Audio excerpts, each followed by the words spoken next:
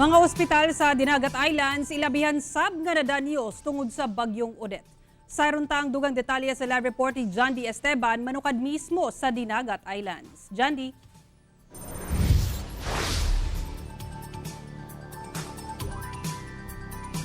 Sara, nag-antos na ang mga pasyente no sa ilahang lisod nga kahimtang sulod sa mga nangadanyos nga mga ospital dinhi sa Dinagat Islands. Usa na diha ang Dinagat District Hospital.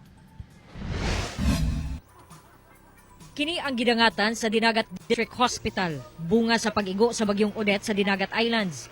Gawas sa nga ukab nga atop, nangalusno ang mga kisame ug nagkayagaw sab ang mga hospital bed ug daghang medical equipment. Tungod sige gihapon ug ulan, misulod na ang tubig sulod sa ospital.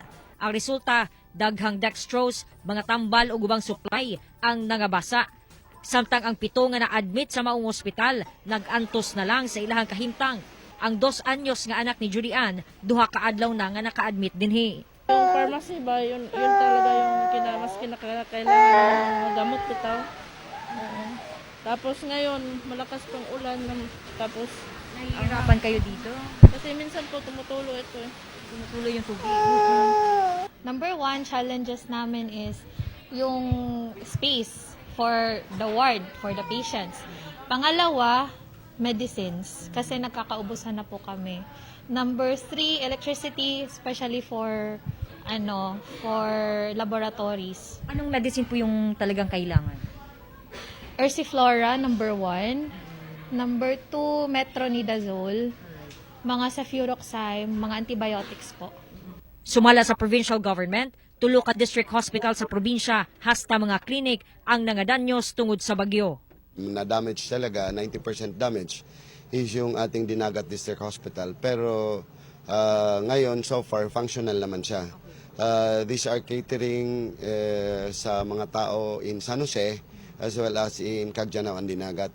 Yung pangalawang hospital natin, which is 70% damage, pero nagpa-function pa rin, yung Albor District Hospital natin. At yung isang hospital natin doon sa Loreto, yung Loreto District Hospital natin, damage din siya 70% pero functional siya. Aron matubag ang medikal nga panginahanglan sa mga residente sa probinsya, nagsilbi nga ospital ang presidential yacht nga una nang gideploy sa Siargao Island. Kini ang unang higayon nga gihimong ospital ang maong barko.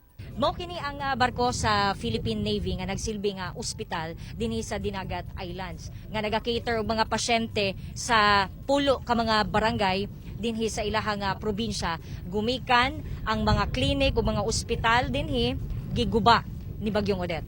Ang Presidential Security Group ay gumawa ng mga action plans para tumulong dito sa ating mga kababayan. Isa sa mga ito ang pag-convert ng BRP Ang Pangulo sa floating na maging floating hospital. Sa unang adlaw pa lang, kapin usa ka gatos na ang ilahang naserbisyuhan. Ang VIP lounge sa presidente gihimong 10-bed ward kung asa ma-admit o ginapaayo ang mga pasyente. Kahapon pinakamaraming cases is ubot sipon. Okay. No, half bata at saka yung mga matatanda. Yun siya. Tapos meron naman tayong gamot, at least na nabigyan sila.